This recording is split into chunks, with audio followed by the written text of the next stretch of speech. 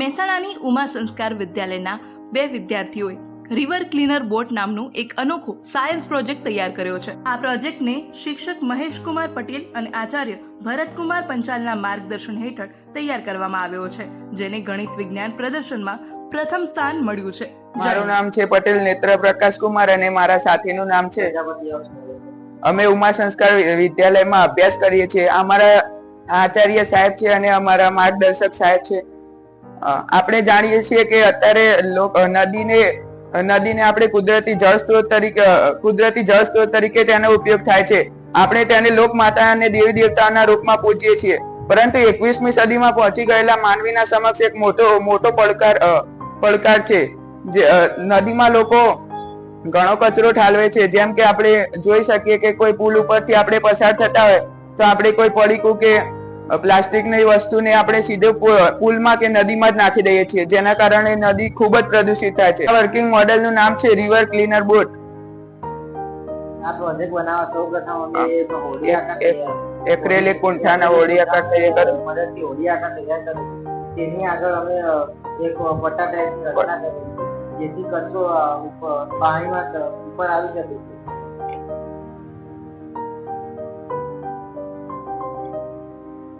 પટ્ટો જેમ જેમ ધીમે ઉપર આવતો જશે તેમ તેમ પટ્ટા તમે જોઈ શકો છો કે આ પટ્ટા ઉપર આવતા તો આમાં જે કચરો હોય નદીને સાફ કરી શકાય અને જે પાણી ઉપર જે તરતો કચરો હોય આમાં દ્વારા જમા થાય અને સંગ્રહાલય બોક્સમાં પછી આપણે નદીની કિનારે જઈને સાફ કરીએ.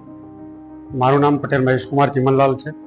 હું ઉમા સંસ્કાર વિદ્યાલયમાં વિજ્ઞાન શિક્ષક તરીકે કાર્ય કરું છું. અમે આ વખતે SVS કક્ષાના વિજ્ઞાન મેળાની અંદર પ્રદર્શનની અંદર ભાગ લીધો હતો. એમાં વિભાગ 2 ની અંદર આ પ્રોજેક્ટનો પ્રથમ નંબર આવેલો છે.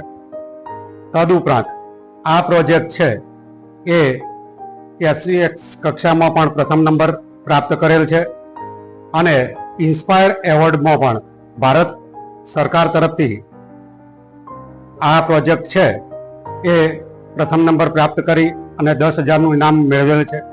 આ પ્રોજેક્ટ છે જળાશયો અને નદીઓનું થયેલ પ્રદૂષણ ને કેવી રીતે સાફ કરવું એના માટેની આ આધુનિક બોટ બનાવેલી છે, જે ઓટોમેટિકલી એ પ્રદૂષણ પટ્ટા ઉપર આવી અને ડ્રોપ બોક્સની અંદર જમા થાય છે. એ ડ્રોપ બોક્સ પણ કિનારે ઠલવાય છે અને એ રીતે નદી અને જળાશયનું પ્રદૂષણ મુક્ત કરી શકાય એવી સહેલી રીત અપનાવેલી છે.